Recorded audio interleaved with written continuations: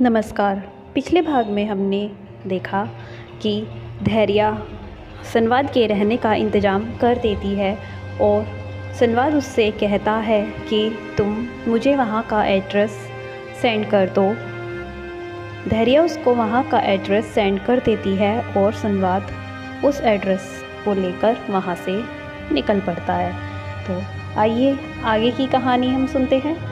संवाद जब उस एड्रेस पर पहुंचा जहां का एड्रेस धैर्या ने दिया था, जैसे ही वो वहां पहुंचा वहां पर एक बड़ी सी बिल्डिंग थी। ये एक सोसाइटी थी जहां हर तरह के लोग रहते थे।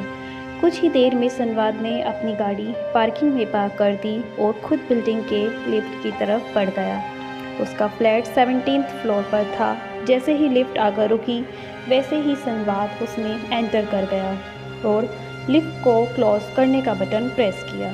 जैसे ही लिफ्ट बंद होती वैसे ही एक हाथ आकर लिफ्ट के दरवाजे के बीच लग गया और इसी के साथ बंद होती लिफ्ट वापस खुल गई और संवाद की नज़र सामने गई। जैसे ही उसने सामने देखा उसकी नज़रें थम सी गई। सामने गौरवी खड़ी थी।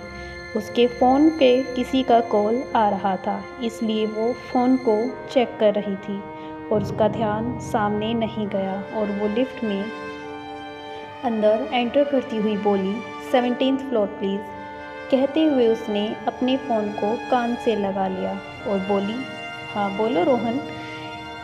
उसके इतना कहते ही सामने से आवाज़ आई, मैम वो मेहरा जी का स्टॉक रेडी हो चुका है, उसकी शिपिंग भी हमने कर दी है। उसकी इस बात को सुनकर गौरवी कहती है, ठीक है उसे आज ही डिस्पैच कर दो। वैसे भी 2 दिन के बाद हमारी डेडलाइन है तो कल तक उनके पास पहुंच जाएगा। उसकी इस बात को सुनकर सामने से रोहन बोला, ओके ठीक है, कहते हुए कॉल कट कर दिया। वहीं गौरवी कॉल रखने के बाद अपने फ़ोन में ही देखती रही। वहीं उसे देखकर संवाद तो जैसे खो सा गया था, लेकिन तभी गौरवी ने मुड़कर देखा तो सामने संवाद को देखकर उसका चेहरा गुस्से से तमतमा गया और वो बोली, तुम। उसकी इस बात को सुनकर संवाद जो उसके चेहरे में ही गुम था, उसकी तंद्रा एक झटके से टूट गई और वो गौरवी की तरफ देखकर मुस्कुराते हुए बोला, हाँ मैं। उसकी इस बात को सुनकर गौरवी गुस्से में ही बोली, तुम यहाँ क्या कर रहे हो? मेरा पीछा तो नहीं कर रहे हो कहीं? उसकी इस बात का जवाब देते हुए संवाद बोला, एक्सक्यूज़ मी मैम, मैं यहाँ पहले आया था, आप बाद में आई थी, इसलिए कायदे से तो मुझे आपसे पूछना चाहिए कि आप यहाँ मेरा पीछा करते हुए क्यों आई हैं, लेकिन यहाँ तो आप ही मुझ पर इल्ज़ाम लगा रही है। उसकी इस बात को सुनकर अब गौरवी को ऐसा लग रहा था जैसे उसके पास सारी बात ही खत्म हो गई है। अब वो क्या जवाब दे उसे समझ नहीं आ रहा था, लेकिन तभी संवाद ने कुछ ऐसा कह दिया जिसे सुनकर गौरवी एक बार फिर से गुस्से से तमतमा गई। संवाद ने हल्का सा उसकी तरफ झुकते हुए कहा, वैसे क्या आप मेरी किस इतनी पसंद आ गई कि आप मेरे पीछे पीछे यहाँ तक आ गई? उसकी इस बात को सुनकर गौरवी ने गुस्से से उसे मारने के लिए हाथ उठा लिया और एक थप्पड़ उसकी तरफ बढ़ा दिया, लेकिन वो थप्पड़ संवाद को छू भी पाता उससे पहले ही उसने इसके हाथ को पकड़ लिया और एक झटके के साथ उसे अपनी तरफ खींच लिया। इस झटके के साथ ही गौरवी उसकी बाहों में थी। अगले कुछ ही पल में संवाद ने उसे अपनी बाहों के घेरे में लेते हुए बोला, ना मेरी जान, अगर तुम प्यार से मारती तो एक क्या 100 थप्पड़ भी खा लेता, लेकिन तुम अगर मुझे इतने गुस्से में मारोगी तो मैं ऐसा बिल्कुल भी नहीं होने दूंगा। उसका इतना कहना था कि अगले ही पल गौरवी ने अपने घुटनों से उसके पैर पर वार किया। उसके अचानक से किए गए वार के लिए संवाद तैयार नहीं था, इसलिए वो एक झटके के साथ पीछे हो गया और झुककर अपने पैर को पकड़ते हुए कहा, आह कितना ज़ोर से मारा है।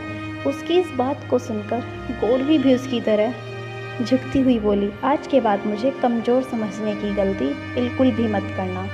मैं किसी से प्यार से बात करना जानती हूँ, इसका मतलब ये बिल्कुल भी नहीं है कि गलत बात करने वाले का प्रतिकार नहीं करना जानती। मुझे अच्छे से आता है किसके साथ कैसा व्यवहार करना चाहिए। इतना कहते हुए वो एक झटके के साथ उठकर खड़ी हो जाती है और तभी लिफ्ट रुक जाती है और गौरवी, जिसने अभी अभी संवाद को एटीट्यूड भरा आंसर दिया था, वो उसी एटीट्यूड के साथ वहाँ से चली जाती है। उसके जाने के बाद संवाद भी सीधा खड़ा हो जाता है और अपने बालों के था फेरते हुए कहता है, बिल्कुल टक्कर की है, मज़ा आएगा मैडम आपके साथ ये डील करने में। कहते हुए उसके चेहरे पर मुस्कान छा जाती है और वो भी लिफ्ट से बाहर निकल जाता है। कुछ ही देर में वो एक गेट के सामने खड़ा था। तभी उसने अपने पॉकेट से चाबी निकाली और गेट खोलकर रूम के अंदर गया। रूम में लाइट जलाई और अंदर रखे हुए सोफे पर थम से बैठ गया। वहीं दूसरी तरफ गौरवी अपने फ्लैट में आ चुकी थी। अभी भी उसका चेहरा गुस्से से लाल हुआ जा रहा था और वो इसी गुस्से में बड़बड़ाते हुए कमरे में चक्कर लगाए जा रही थी। उसके गुस्से का अंदाज़ा उसके चलने की स्पीड से लगाया जा सकता था। अभी पता नहीं वो और कितने देर तक गुस्सा करती। अगर उसके फ़ोन पर कॉल न आता तो जैसे ही उसका फ़ोन रिंग करता है वैसे ही उसका ध्यान उस तरफ जाता है और वो फ़ोन की तरफ बढ़ जाती है। जैसे ही वो फ़ोन पर फ्लैश हो रहे नंबर को देखती है तो एक गहरी सांस भरती है और वहीं रखे हुए जग से एक गिलास पानी पीती है और फिर फ़ोन पिक करती है। तभी सामने से आवाज़ आती है, क्या कर रही है बेटा? ये आवाज़ थी उसकी माँ, जिन्होंने उसके बारे में पूछने के लिए फ़ोन किया था। तभी पूर्वी कहती है, कुछ नहीं माँ, अभी ऑफिस से आई हूँ तो बैठी हूँ, आप क्या कर रहे हो?